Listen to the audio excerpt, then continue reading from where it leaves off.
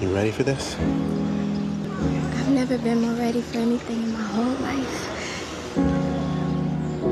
You know I love you, no matter what happens.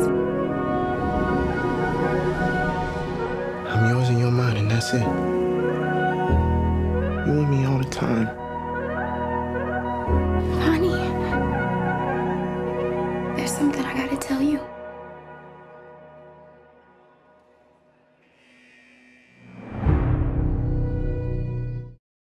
I was hoping you could take us back. You wrote this, or adapting a screenplay, at the same time that you were writing Moonlight. Mm-hmm. Is that correct? Yeah, it was interesting. I wrote them at the same time, on the same trip, but I wrote them in turn. So I wrote Moonlight entirely first, and then I left Brussels, went to Berlin, and I wrote Beale Street entirely. And so there wasn't going back and forth between them, but I do agree that they come out of the same DNA in a certain way.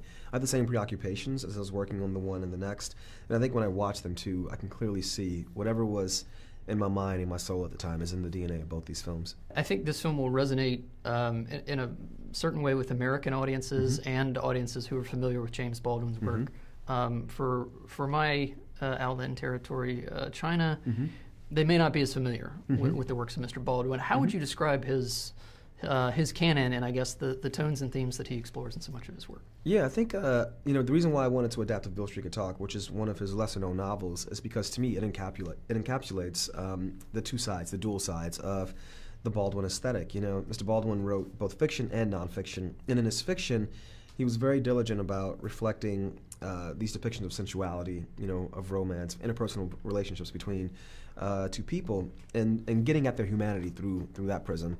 But he was also a very wise and searing critique of society, or a critic of society, in particular American society and the role it played in the degradation of black folks. And I think in this book, those two things are so perfectly fused in a story of love and family that also very authentically, I think, depicts how systemic injustice can affect that love, that life, that family. I think in that way, it's the perfect way in to Mr. Baldwin's work. I think this film will introduce folks to the talents of Kiki Layne, Stephen James. Can you talk about casting the film, and I guess, was that process for you any different than Moonlight? Actually, it was the same as Moonlight. I was very diligent about stating out front that the casting process was going to be a meritocracy.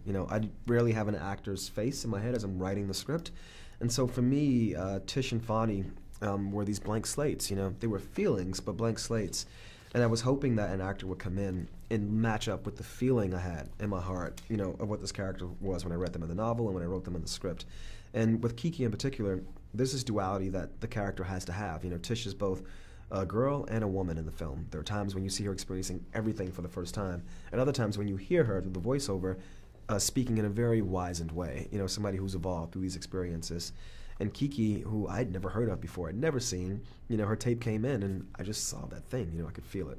Obviously, you know the source material quite well. You wrote the screenplay, but did you find or learn something different in the post-production process, I guess, that maybe you didn't expect? I think in the production process, too, we learned a lot of things about the distinction between the source material and the film, between the novel and the cinematic experience. I think that when you're working with something that's so nonlinear, the book is nonlinear, the film was also nonlinear, you can sort of get lost in space in a certain way. And I think in this film, it was about trying to ground the audience, in the film, but also being very faithful to the emotions that our main character is writing, charting the journey through the way Tish is feeling, an evocation, of her emotional state. And once we hit on that, then the pieces started to reveal themselves.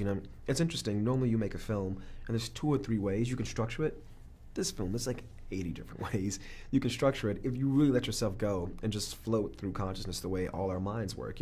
Right now I'm talking to you, we'll finish this and then I'll be thinking about some football game that happened 5 months ago, And, films don't function that way, but this one wanted to have a little bit of that DNA in it. And so post on this one was so very interesting. And I think having 2 editors was actually a blessing, because as opposed to one person having to have the entire picture in their head, they could each just focus on their individual sections, and then it was incumbent upon me to go, this is what Tish is feeling right now. Now we need to be here.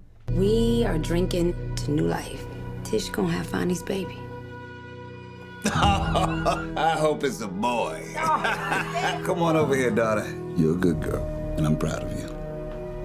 Don't you ever forget it. And who's gonna be responsible for this baby?